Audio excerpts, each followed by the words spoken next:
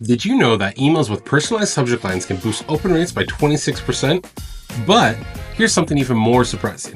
Emails that don't even have a perfect ending can sometimes perform even better.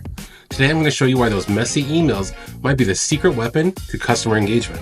If we haven't met before, I'm Brandon Hurst and I help small business owners leverage the power of strategic web design to grow their online presence and boost their bottom line. But today we're talking about something that might seem a little counterintuitive. It's the power of sending emails that aren't perfectly polished. So question for you. Have you ever received an email that felt like it came from an actual human being instead of a marketing department or an AI robot? One that made you hit reply instead of just delete? That's exactly what we're going to dive into today. How to write emails that encourage real conversations with your customers. First, let's clear something up. When I say messy, I don't mean unprofessional or poorly written. What I'm talking about are emails that don't follow the traditional marketing formula of the perfect headline, 3 perfectly balanced points, flawless call to action, and perfectly planned sign off. Instead, a conversation encouraging email might look like this. Feel more like it's written from one person to another. Include open-ended questions. Share thoughts that aren't fully formed. Ask for input rather than just pushing for a sale. And end with an invitation to continue the conversation. Think about it like this. Most marketing emails are like a perfectly rehearsed sales pitch. They don't leave room for discussion. But the emails that we're talking about today are more like starting a conversation at a networking event. You're opening the door for actual back and forth conversation. So why should you consider this approach? Let's look at some compelling data. According to recent stats, the average email open rate across all industries is about 39%. That's pretty good, but welcome emails tend to be a little bit more personal and have an open rate of around 50%. This makes them 84% more effective than standard newsletter emails. Why, you may ask? It's because they feel personal. They feel human. And when your subscribers receive dozens of perfectly crafted marketing emails every day, the ones that stand out are the ones that feel like they came from an actual person. Here's a little bit of what happens in someone's head when they receive a conversational email. The big thing about this is that it creates a pattern interrupt. It's different from what they're expecting. And when someone shares something personal or asks for input, we naturally want them to respond. It's going to build trust because real conversations create stronger connections than a one-way broadcast. But true personalization isn't just about sharing someone's name in the subject line. It's about creating content that invites a personal response. First, let's be clear, this isn't about throwing all the email marketing best practices out the door. You're still going to need to write compelling subject lines, provide actual value, stay on brand, and respect your subscribers' time. But here are some techniques to make your emails a little more conversational friendly. You need to write like you talk. Use contractions. Throw in a conversational phrase or two. Maybe even throw a sentence in with and or but if that's how you naturally speak. This part's really important. Read your email out loud. You got to ask yourself, does it sound like something you'd actually say to someone? Next, you need to make sure you ask genuine questions. Not just rhetorical ones, but questions you actually want answers to. You can ask something like, what's your biggest challenge with customer retention right now? It's going to be more likely to get a response other than, don't you hate losing customers? A good way to do this as well is to share in-progress thinking.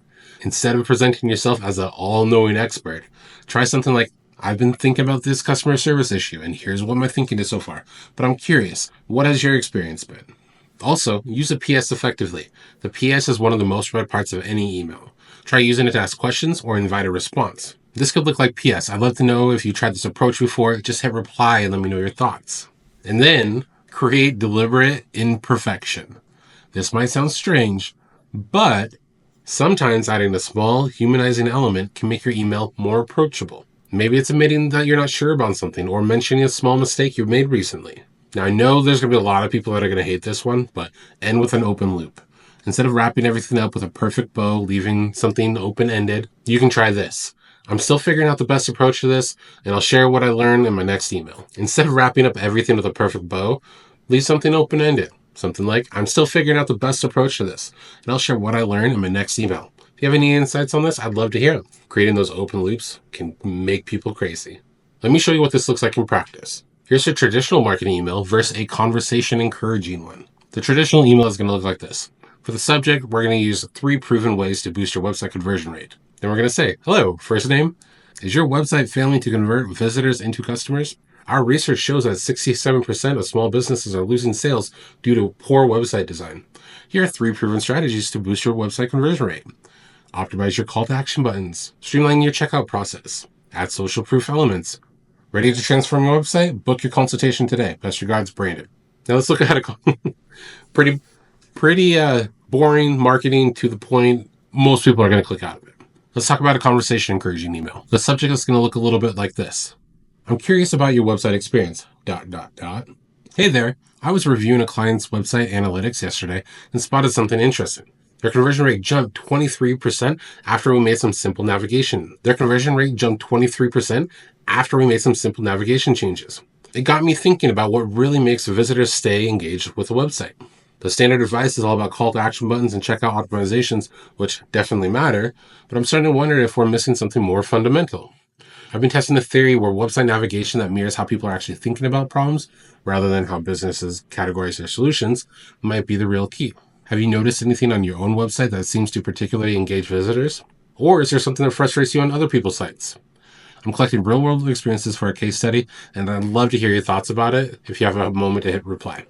Still figuring this out. Brandon.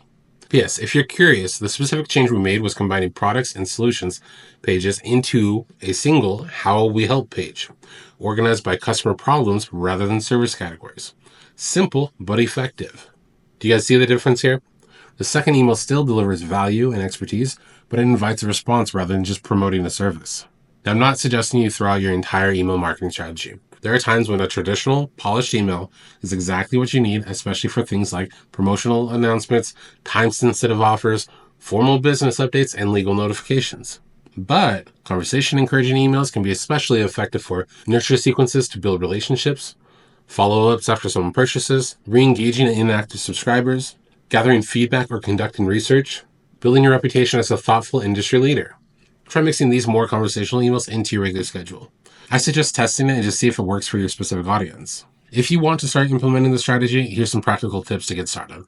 Number 1, be prepared for responses. If you ask for replies, make sure you're ready to handle them. There's nothing worse than inviting conversations and then ignoring the people who respond. Number 2, start small. Don't completely overhaul your email strategy overnight. Try one conversational email and see how it performs. Number 3, segment strategically. These conversational emails often work best when engaged subscribers already know your brand. With that said, you may want to segment your list and send it only to certain groups. Number 4, track results carefully. Beyond just open rates and click rates, make sure you track the reply rates and the quality of the conversations that emerge. These are going to be valuable metrics for this approach. Number 5, be authentic. Most importantly, be genuine. If you're faking conversational tone but have no interest in actually engaging, people are going to sense that. Only ask questions if you generally want answers to. If you found this helpful, I'd love for you to hit the like button and subscribe to the channel for more practical tips on growing your small business online. If you're looking for help and a little bit of personalized guidance on your digital strategy, book a strategy call with me with a link below in the description. So here's my question for you. What's one way you can make your next email to your customers feel a little bit more like a conversation rather than a broadcast? Try implementing that small change and let me know in the comments how it goes. Remember, in a world of perfectly polished marketing, sometimes it's a human touch that truly stands out.